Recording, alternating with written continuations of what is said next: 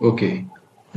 तर पुढचा क्वेश्चन आहे, हा रेग्युलर लेवल 1चा क्वेश्चन आहे. ठीक आहे.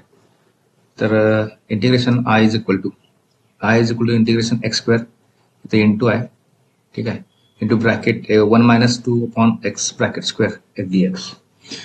जर का तुम्ही ह्याला फोकस केला, ठीक आहे, तर हा एक फॉर्म्युला आहे ए मायनस बी ब्रॅकेट स्क्वेअरचा. ठीक आहे. याच्यामध्ये असते ए स्क्वेअर प्लस बी स्क्वेअर मायनस 2ab. ओके. आता तुमच्याकडं दोन वेळ आहेत. एक तर तुम्ही ह्याला 1 ला ए म्हणा, 2/x ला बी म्हणा, किंवा आतल्यात सिम्प्लिफाय करून जे काय राहते त्यातनं एक्स स्क्वेअर बाहेर येतोय आणि वरती जे राहते ते स्क्वेअर करा, तुमची पद्धत. ठीक आहे.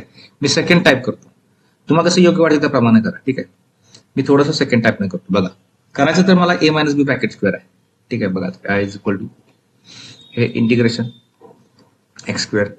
इथं मी काय करतो, क्रॉस मल्टिप्लिकेशन करतो. काय होणार, एक्स इंटू 1 एक्स मायनस 2. ठीक आहे. इथं 1 इंटू 2 2 झालं आणि आपण एक्स इंटू याच्या खाली काय नाही म्हणजे 1 आहे, एक्स इंटू 1 एक्स आणि ह्या ब्रॅकेटचा स्क्वेअर. आता बघा, इथं अपॉनला एक्स आहे, डिनॉमिनेटरला एक्स आहे. तो जर का तू बाहेर काढत असेल तर स्क्वेअर रूम बाहेर पडणार, म्हणजे काय होणार बघा, हे I is equal to integration x square into हे अपॉनला आहे म्हणजे 1 अपॉन 1चा स्क्वेअर. 1 इथं समजा याला या पूर्ण ब्रॅकेटला एक्स मायनस 2 ला 1 न मल्टिप्लाय केलं, 1चा स्क्वेअर 1च असते, एक्स स्क्वेअरचा एक्स स्क्वेअरच. ठीक आहे.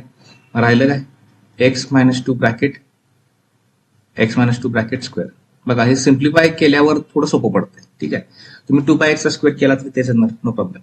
आता इथं काय काय जाते बघा, इथं जाते एक्स स्क्वेअरला एक्स स्क्वेअर. ठीक. मग काय राहते, I is equal to integration. आता यामध्ये तो फॉर्म्युला अप्लाय करा. काय असणार बघा, हा ए असणार, हा बी असणार मायनस. तर हा फॉर्म्युला अप्लाय करा. कसं होणार ते बघा, ए चा स्क्वेअर प्लस 2 चा square minus 2 into A B. ए बघा, 2 इंटू ए बी. एचा स्क्वेअर म्हणजे कोण, आता इथं थोडंसं एचा वापरलं, ए नाही येणार. इथं एच्या ठिकाणी कोण आहे, एक्स आहे, एक्सचा स्क्वेअर. ठीक आहे. इथं एक्स आणि ठीक आहे, आणि हे डी एक्स स्क्वेअर केलेला आहे, मग परत स्क्वेअर याची काही गरज नाही पुढं. ठीक आहे. I is equal to direct करा. आता डायरेक्ट किती टर्म्स आहेत, 1 2 3, 3 टर्मला इंटिग्रेशन देऊन डायरेक्ट आन्सर काढा.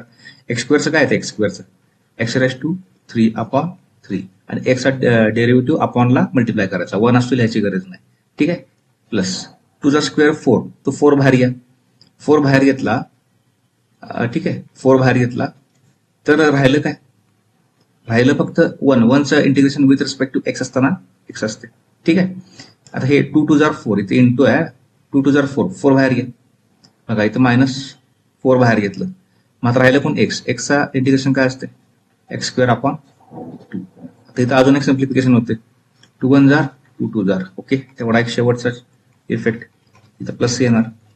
ठीक आहे. X cube upon 3 plus 4x minus 2x square plus c. हे आपलं फायनल आन्सर.